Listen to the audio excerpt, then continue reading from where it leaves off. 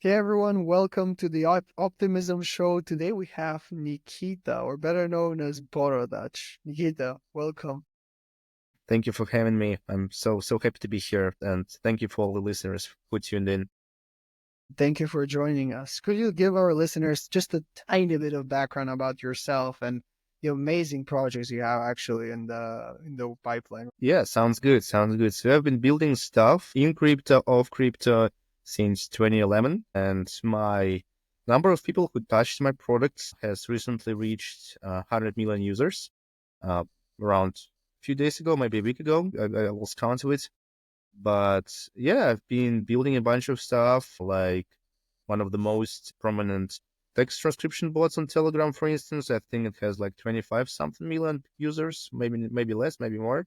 I've sold Shieldy bots with like 45, 50 million users to 1inch exchange in 2019, 2020. Can't remember the exact numbers. But yeah, and now I've been working on lunchbreak.com. Lunchbreak.com, a simple way to make money on your lunch break, I guess. And yeah, it's been fun. We've been working on this idea since January 2024, and we launched it, I think, in June. And so far, we've made $1.25 million in transaction volume. And I'm always saying this, but it's basically a miracle it happened in the bear market. Yeah, but that really like you're building something that could really explode during the bull market, which we all hope is just around the corner. Yeah, 100% fingers crossed. Okay, Nikita, like one thing before we get into lunch break, I'd love to get since you have quite a lot of experience in raising funds and like building different companies, you also exited one of your massive Telegram bots actually in the past. So I'd love to hear what are your thoughts when it comes to the funding landscape, because it's definitely not the same as it was in the previous bull market. What are your thoughts? How has the landscape changed when it comes to funding projects and raising funds in the first place? Yeah, totally. So from what I see currently on the markets, the conditions are the worst they've ever been so far in my memory, honestly, because the crypto cycle kind of has those swings. Like you have evaluation swings up when there is a bull market and evaluation swings down when there is bear markets.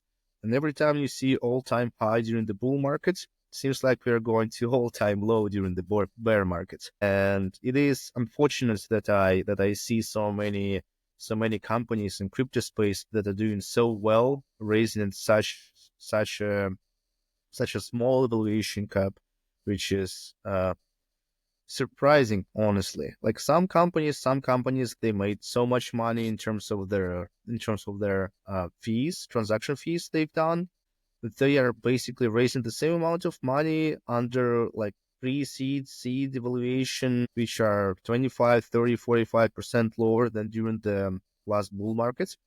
So if anybody wants to raise right now, I would say wait until bull markets, ideally the peak of the bull market to raise money, and try to make sure that you have an idea that excites VCs and funds the most. That's actually an interesting observation. So like the companies that previously have raised at much higher valuations are now raising at much lower valuations. What are the trends Similar that companies, not sim necessarily the same companies, but similar companies. got it?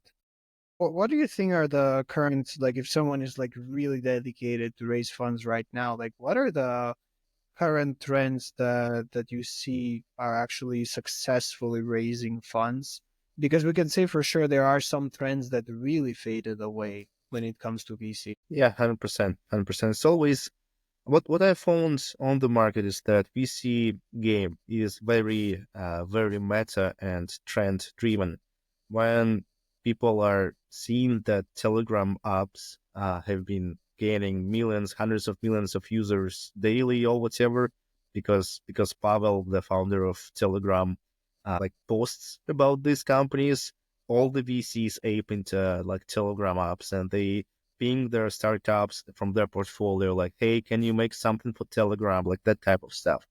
because it all comes down for VCs and funds and people who give you money, angels too. It all comes down to increasing the valuation of their portfolio by making sure that they have one or two or three like exponential winners in their portfolio.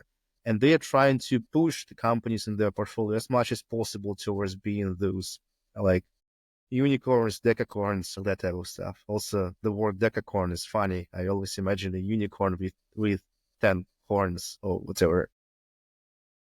Basically a moose, probably. Well, anyway, so what I'm saying is that yeah, it's very much narrative driven on the market, and even though all VCs might think that they are the smartest VCs on the market, I do see a lot of crowd mentality among them in terms of like talking to VCs, in terms of like seeing what's going on, talking to other people who talk to VCs. Whenever there is a trend, all VCs keep emailing their portfolio companies and trying to find companies that follow that trend. Like when poly markets blew up with the US elections coming up in November, everybody has been talking about prediction markets since then. Even though during the time poly market has been up for the last 4 years, I think they spawned dozens of clones and nobody even considered those clones because there was poly markets. But now companies have raised money for other prediction markets, which is an interesting trend that is probably going to die off after the elections, but we'll see about that.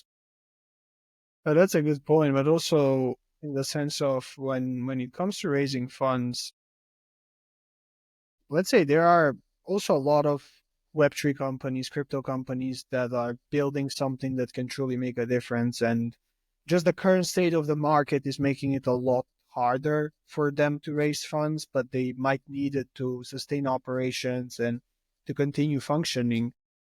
What are some of your thoughts over there? Like, what can companies do in order to make themselves more attractive to VCs at this stage of the market or during bear markets without really giving up a massive chunk of their equity or what they're building?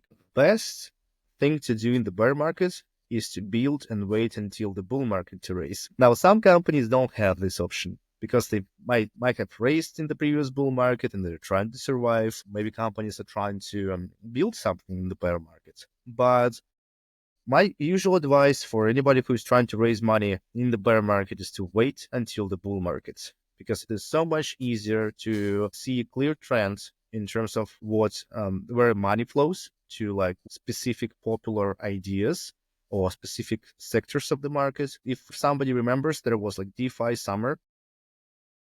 Yeah. And after that, there was like an NFT spring, I think, or something. There was like clear trend of what you need to be aping into and what ideas and sectors the money is flowing into. During the bull market, it is very clear. But during the bear markets, you have to be doing a lot of guesswork in terms of trying to figure out like what is going to be the next thing in the bull market. Because as trend shows us, companies that exit the bull market successfully in terms of making a lot of money or doing a nice fat exit through acquisition from another company, those companies tend to have entered the bull market strong. So if you're in the bear market, I would say don't try to raise money. Try to guess what's going to be the next hot thing during the next bull market and enter the bull market strong so that you can strongly exit it too. So yeah, that's my advice. Yeah, like really keep on building and like just try to survive until the bull market comes. And when that comes, when the trend comes, try to align yourself with the trend and start raising funds. Go like connect yourself to the flow of cash. Yes, 100%. VC game is the game where people need to be looking where the cash goes. Cash does not go to you by default. It goes to a specific sector on the markets. It's been like that for the last 4 or 5 bull cycles. So I'm talking from experience and from looking at the retrospective trends that happened. And like that's a very interesting insight actually, because not many would mention that it really goes to specific sectors, but when you analyze the market, it really does. Like we had the DeFi summer, we had the NFT craze. Also, for a period of time, we had the Web3 gaming influx of massive amount of cash for games that didn't really exist. So really going for that bigger trend and aligning yourself there. One other question I wanted to ask you, and it's more of a personal experience level because you have raised funds in the past, is what are some mistakes that you have done in the past, maybe while raising funds, that you would really, that maybe you have done mistakes or you have noticed other founders do mistakes that you would really tell founders to pay attention to, especially when approaching VCs and when doing that negotiation stage of raising funds? Yes, so one thing that everybody should be, and I've been telling this for ages to a lot of my friends, a lot of acquaintances, and to anybody who actually listens, I always say that you never raise your last round. You always, if you are into VC game, into venture capital game, you are into venture capital game. You're raising again and again and again. And one of the mistakes that we probably made, but I will never admit to it, is that we have not raised enough. I don't think we've anticipated this long of a bear market. Well, it's been the bear market for the last at least, I think, 3 years. And we are slowly getting into the bull market that is hopefully, fingers crossed, around the corner. But still 8 more days for the October rate. But the thing is, when you're raising capital, you should always keep in mind that you are going to be raising the next round, hopefully sometime soon, because there is a thing called momentum in raising money. That's partially why we raised our pre-seed, and I think we raised our seed round within the next 6 months, because we had enough momentum going with like VC's interest, everybody was hot, and we raised our seed, in fact, at the peak of the past bull market, if I remember correctly. We raised a nice evaluation, we raised a nice chunk of money. The only issue is that we probably under-anticipated how long this bear market would last. I would be way more comfortable having like an extra $2 million in the bank account right now, honestly. We've raised $4.4 million, I think, and both of our rounds were oversubscribed, but I would say that we we should have raised a bit more capital to last through these bear markets, like in a bit of a more graceful manner. I'm not saying that we are in any troubles. We are not. We have healthy runway. We have, partially because we know how to survive through the bear markets. We've built 3 or 4 different major products during this time, and our last project is lunchbreak.com. So don't get me wrong, we are in good shape right now, entering the bull market. But what we could have done better is to raise more capital back then, like $2, maybe $3 more million in our seed round. So yeah, you always should be thinking about the next round. You should always be thinking about momentum, not trying to lose momentum in terms of raising capital. We thought that the next bull market would come in like 2 years, maybe 1.5 years, which never happened. But fortunately enough, we did raise enough to still have healthy runway. So yeah, long story short, if you see that there is a bear market coming up, or if you see that you're at the peak of the bull market, probably raise more money than you need. Yeah, raise more money than you need, and really, as you said, like if you're planning on entering, or if you entered already the VC game, then keep playing the VC game. Like, don't jump from one thing to the next. Like, actually start thinking about the next round and the next round after that. It's not just a one-time thing. Yeah, that's actually one of the things that constrains our company right now, in a good sense, because constraints do bring in innovation and do bring in like ambition, I would say. Currently, like we have a bunch of cool ideas. Before we started lunch break, we had a bunch of ideas to pivot into, and we had to reject some ideas because they looked more like bootstrap business ideas without VC funding. When you enter the VC game, you're supposed to be the next unicorn, and not just for the VC funds, not just for the capital that's flowing in, for the angels and other hedge funds or whatever. like not just for them, for yourself as well. You have to be working on something that can become the next unicorn. You cannot be making $1-2 million safely a year and like live forever after, right? You have to become a unicorn within the next like I want to say a decade, but you have to become a unicorn within a few years in the VC game. So like very cool ideas that can bring in like quick buck, like $1 million or $2 million a year. Just don't cut it in VC game. You have to be, if we're talking revenue, if you're talking showing revenue, you have to be showing tens, hundreds of millions of dollars of revenue within the next few years. You have to be prepared for that. So some ideas are just plain not cutting it to get into it. Um, However, if you don't have VC money or if you only raise a small pre-seed round, I think you can make $1 million and $2 a year. Like there's that famous episode of Silicon Valley when their investor says like revenue. Yeah, don't say that word. So this year, as soon as you have revenue, you cap your potential. You have to talk about ideas, narrative. It's just crazy how Silicon Valley is like more of a documentary than a mockumentary, honestly. But when it comes on that sense, though, like especially for, and it makes perfect sense. Like if you actually are getting in the VC game and raising funds, your idea has to be bigger and your vision has to be bigger. What would you suggest when it comes to communicating that vision to investors?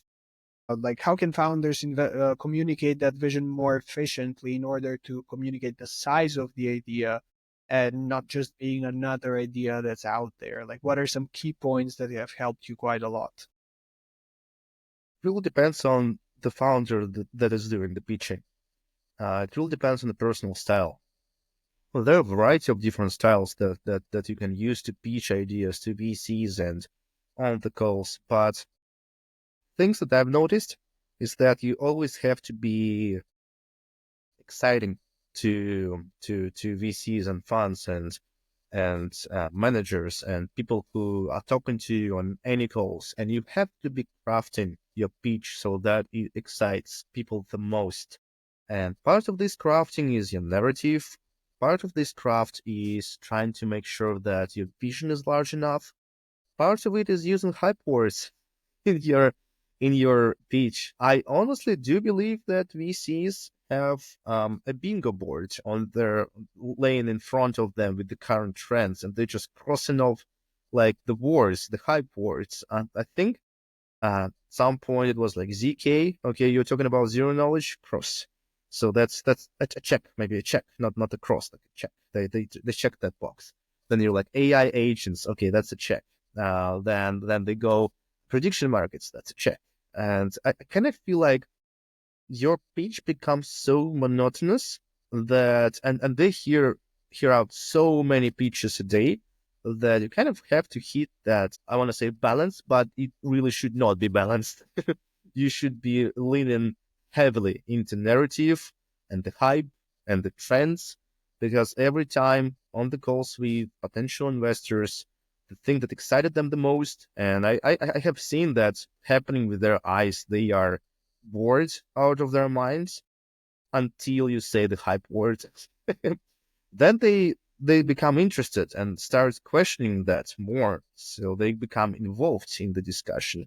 But also VC is partially about pitching. VC game is partially about pitching, but it's also about how many people you know, and what can those people do for you. And it's about networking. It's about knowing people in real life. It's about spending time nurturing those relationships and so far and so forth. But the book that talks in great details on how this all works, and the book that seems to be, I've read a bunch of books on venture capital game, but the book that seems to be the most on point and the shortest one was Fundraising by, I think, Brian Breslow. I hope I pronounced it right, but it's called like Fundraising. It's like 2 hours on Audible, two times this, like to 1 hour if you listen to the book on twice the speed, but he touches on a lot of good points about growing your network before you start raising, uh, warming up the network before you start raising, and when raising, about how to talk about it, about the lead investors, about the game, about the cap table, everything. Like everything is covered in that book. Even though I have conflicting feelings about the guy, the book is great.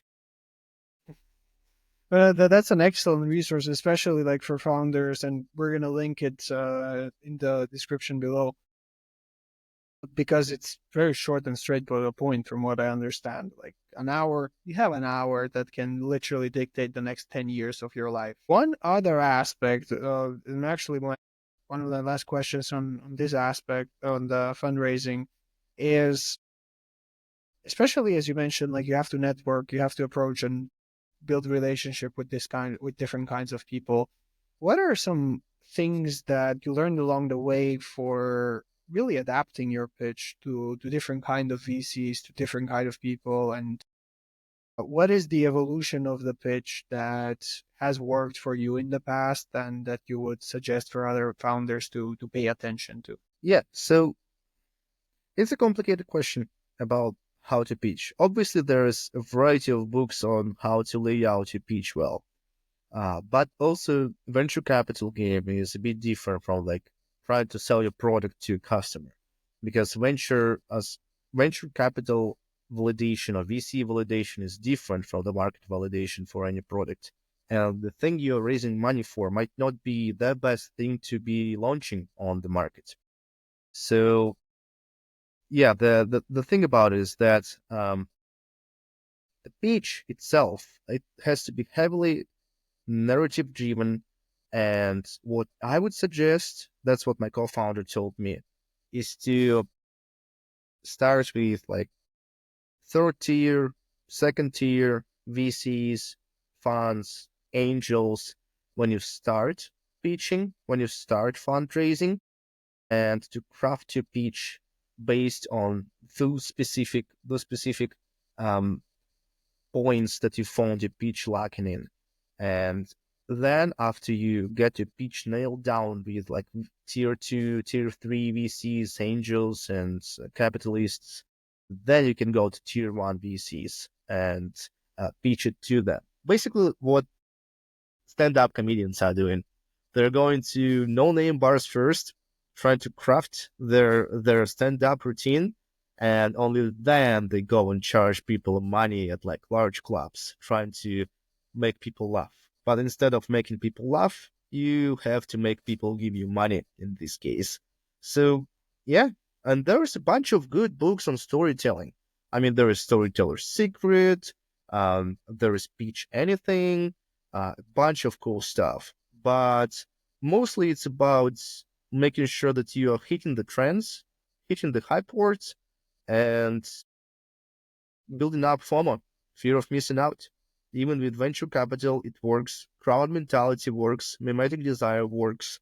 Um, as an example of that, you might have really hard time, tough time raising capital right until the moment when you get your first lead investor. As soon as somebody vetted you enough, believed in you enough to get the largest chunk of the round, all the VCs you talked before start coming back to you, trying to give you money. It really does change the mechanics and the whole game when you get the lead investor. So I would say that in the first stages of your pitch, try to craft your narrative the best with like tier three, tier two funds. Then the next step is to try to pitch it good enough so that you get a lead investor in your round.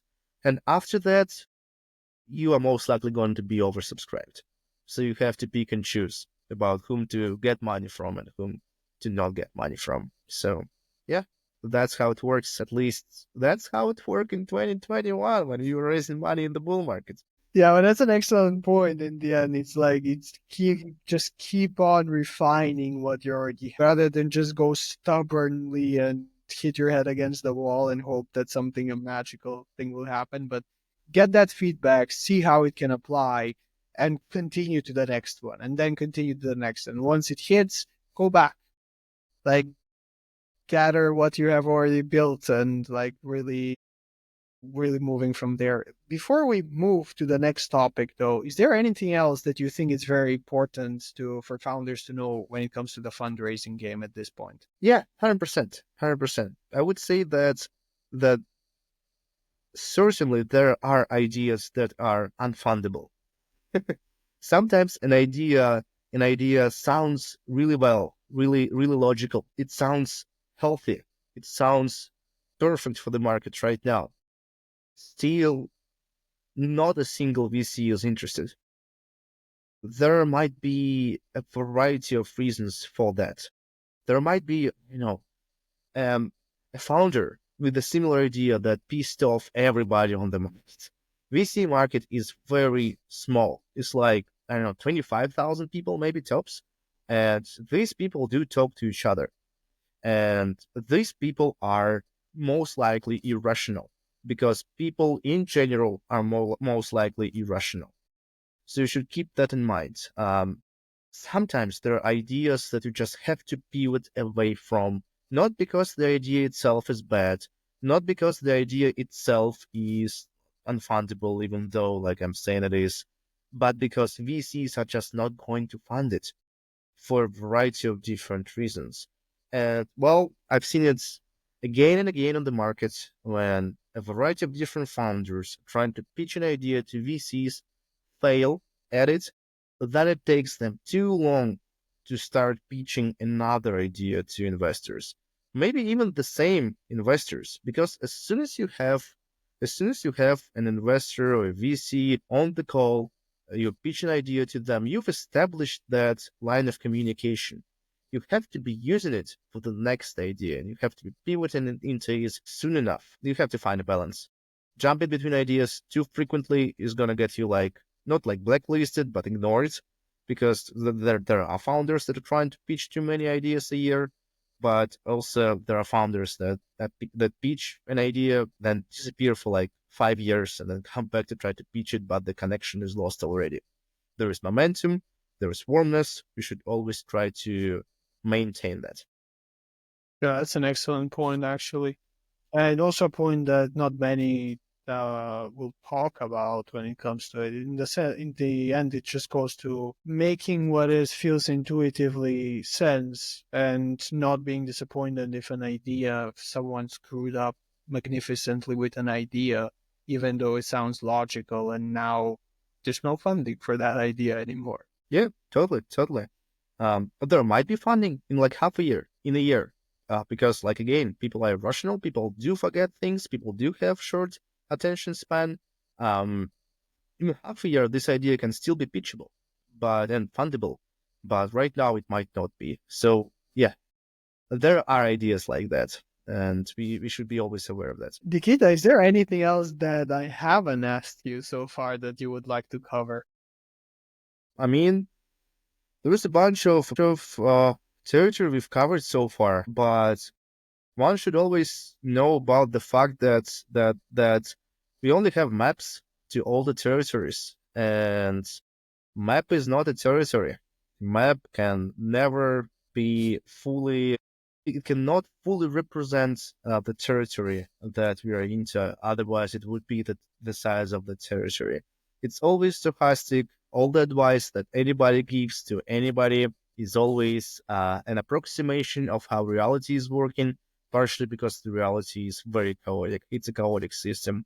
A small difference in a very small variable can change everything. For instance, how was it Mark Andreessen who invested into an AI agent? An AI agent became a millionaire overnight, and now everybody... So the current alpha on VC market is AI agents. It is crazy how fast this happens. Like but the AI agent he invested money into, like, just sent bitcoins to them, made the rounds in the news articles, and all of a sudden all VCs asking about AI agents. If you're trying to raise money right now, raise money for AI agents. Yeah, build an AI agent right now. AI agent It is so crazy. Meme coins and AI agents is something that they would never expect to hear in the same sentence. That's But true. it is so prevalent in pitches right now. Like we are building a meme coin platform with AI agents, and you can specify your AI agents to speculate for you.